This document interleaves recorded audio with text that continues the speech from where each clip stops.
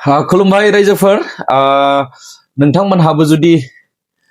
LPG gas नङा होमबा ओंखाम संग्रा गेस जायखौ एलपिजि गेस होनो नङा होमबा बेखौ नोंथाङाबो इउज खालामोब्ला बा दा गासैबो बयनिबो न'खर न'खर दंखासै नङा होमबा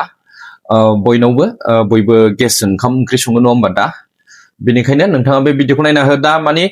मोनसे इन्डियान गेसनि सायावहाय मोनसे आपडेट फैदों केवाइसि आपडेट e-KYC नोंथांमोन दा केवाइसि होआब्ला नेक्स्ट मान्थनिफ्राय बा माब्लाबा नोंथाङा गेसखौनो मोना जानो हागौ नङा होमबा e-KYC आपडेट खालामाबा माने आधार कार्डजों लिंक जानांगोन नोंनि फेस बा नोंनि मोखांनि सावगारि बेखौ नोङो e-KYC खालामनानै बेखौ स्केन खालामनानै नोङो आपल'ड खालामनांगोन अब्लासो नोंथांनि e-KYC आ कमप्लिट जागोन दा बेखौ खालामब्लासो नोंथांनि गेसआ रेगुलार सोलिगोन नङाब्ला बे स्टप जानानै थाथ'गोन आरोखि बेनिखायनो मोस्ट इम्परटेन्ट बियो नोंथांमोनहा आपडेट खालामनानै लाबानो जाबाय बे भिडिअखौ नायलांनानै माने नोंथाङा बे इन्डियान सार्भिस सेन्टाराव जुदि थांनांगौब्ला नङा होमबा बेवहाय नोंथाङा लाइनावबो थानांनो हागौ बा माबा मोनसे फिसफोरबो होनांनो हागौ बेनिखायनो नोंथाङा मबाइलनि गेजेरजोंनो बानायनो हायो इजिथार अनलि 2 मिनिटल' नांगौ नोंथांमोन जुदि नोंथाङा रोङोब्ला आं बे भिडिअनि गेजेरजों रोखायै बानायनानै खोन्थागोन नोंथांमोनहा गुदिनिफ्राय जोबजासिम भिडिअखौ नायलां आरो नोंथाङा जुदि रोंखाबाय एबा बानायखाबायबा बेखौ नोंथाङा कमेन्टनि गेजेरजों फोरमायहरबानो जाबाय आरो नोंथाङा मिथियाखैब्ला बा रोङाखैमोनब्ला नोंथाङा बेखौबो कमेन्टनि गेजेरजों फोरमायहरदो आरो जेसेबां हायो एसेबां भिडिअखौ शेयार खालामनानै हो जाहाथे गुबुन सासेयाबो माने न'आव थानानैनो गावनि मबाइलजों इजिलि माने e-KYC आपडेट खालामनानै माने गेसनि जे खामानि बेयो रेगुलार सोलिबाय थायो नङा होमबा दा बेखौ खालामनानै हो खनसेल' खालामनांगौ दा माने आधारजों लिंक जासिगोन आरोखि नोंनि इन्डियान गेस आरो आधारजों लिंक जासिगोन आरोखि नोंथांमोन जेरै बेंकआवहाय आधारजों बेंकजों लिंक खालाम नङा होमबा बेबायदि सेम टु सेम दा बेनिफ्राय बेवहाय माखासे गोनां बुस्थुफोर नांगौ एप्लिकेसनफोर दा बेखौ प्ले स्ट'रावनो मोनखायो मोनसेया जाहैबाय इन्डियान अइल 1 एप्लिकेसन नोंथांमोन बेखौ आङो स्क्रिनाव होना होगोन बा प्ले स्ट'राव थांनानै दिन्थिखागोन नोंथांमोनहा बे एप्लिकेसनखौ इनस्टल खालामनांगोन आरो मोनसेया जाहैबाय आधार फेस आरडि बे मोननै एप्लिकेसनखौ नांगौ बे मोननै एप्लिकेसन थाबानो नोंथाङा इजिलि नोंनि इन्डियान गेसनि e-KYC खौ कमप्लिट खालामनो हायो बैयाव लाइनाव थायलायहैनांगौनि गोनांथि गैया आरो बिनिफ्राय नांबावगोन नोंथांनि रेजिस्ट्रेसन जानाय समाव जे मबाइल नाम्बारखौ होदों रेजिस्टार जानाय मबाइल नाम्बार बेखौ नांगोन बेनिफ्राय मोनसे इमेल आइडि नांगोन दा क्लियारलि आं खोन्थाखाबाय दा आङो फारियै बानायनानै दिन्थिनोसै फैदो बिदिब्ला नोंथांमोन मबाइल स्क्रिनावहाय दानिया नोंथाङा प्ले स्ट'राव फैदो बेनिफ्राय सार्च बाराव सार्च खालामदो इन्डियान अइल 1 खौ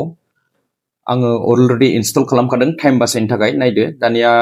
नोंथाङा इनस्टल खालामखांनायनि उनाव अपेनाव क्लिक खालामनानै होबानो जाबाय अपेन लिरनाय दं नङा होमबा बेवहाय बेबायदि दानिया गाहायाव इन्डियान लिरनाय दं आरोबाव बेवहाय क्लिक खालामना होदो अब्ला नोंथांनाव रेजिस्टार खालामनायनि अपसन फैगोन नोंहा जुदि आइडि खालामाखैबा रेजिस्टार खालामबानो जाबाय मबाइल नाम्बार जिमेल आइडि होनानै आंहा दा आइडि दंखायो हिसाबै रेजिस्टार खालामखानाय हिसाबै आं लगइन टु इन्डियान अइल 1 आव क्लिक खालामबाय बेनिफ्राय मबाइल नाम्बार इमेल आइडि होदो जुदि नोङो रेजिस्टार लगइन खालामनो थाखाय इमेल आइडि बा मबाइल नाम्बार मबाइल नाम्बारखौ हो बेनिफ्राय पासवार्ड होदो पासवार्ड होनानै लगइनआव क्लिक खालामबानो जाबाय आङो सिम्पलि मबाइल नाम्बार पासवार्ड होबाय बेनिफ्राय लगइनआव क्लिक खालामसै आङो बेखौ एसे ब्लार खालामनाय जागोन माने आंनि आइडि पासवार्ड आरो मबाइल नाम्बारखौ दा नोंथांमोनहा बेबायदि होनानै लगइन खालामबानो जाबाय 8 केरेक्टार जानांगोन नोंथांमोन पासवार्डआ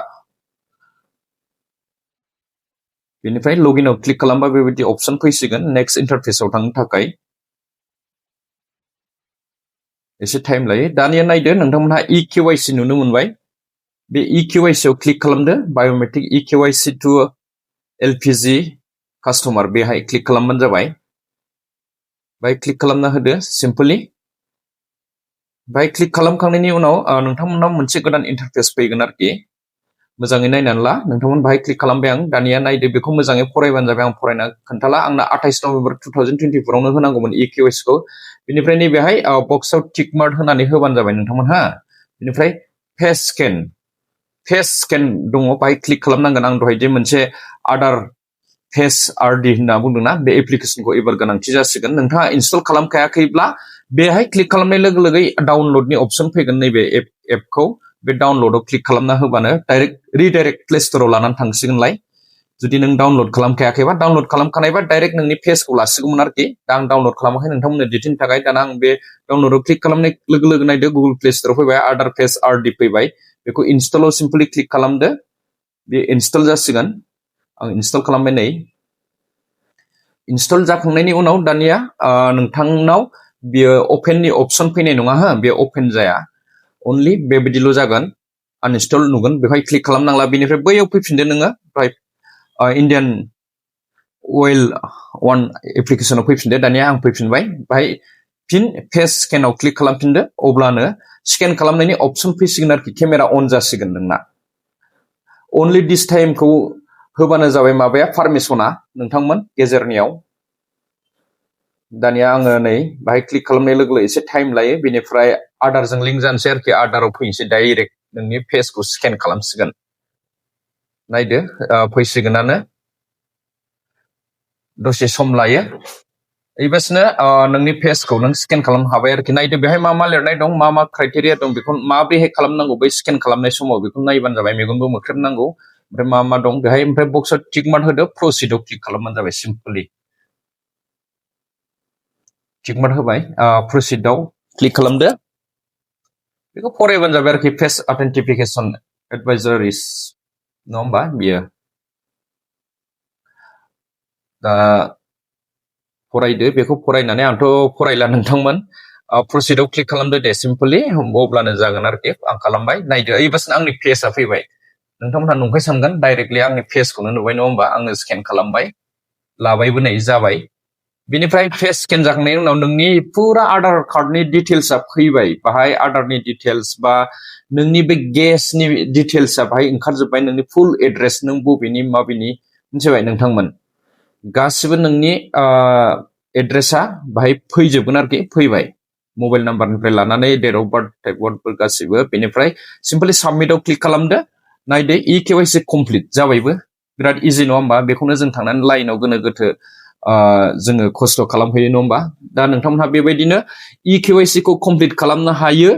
इजिथार नोंथांमोनहा खालामबानो जाबाय बे प्रसेसखौ नायनानै भिडिअखौ मोजाङै नायनानै बेनिफ्राय भिडिअखौ नोंथांमोनहा मोजां मोनदोंबा लाइक एन्ड शेयार खालामदो आरो नोंथांमोनहा माबा सोंथि दङबा कमेन्टनि गेजेरजों फोरमायहर आरो जेसेबां हायो एसेबां शेयार खालामथारनांगोन नोंथांमोन मानो होननानै बुङोब्ला गुबुन सासेयाबो हेल्प मोनो नङा होमबा दा बेखिनियानो नोंथांमोन थेंक इउ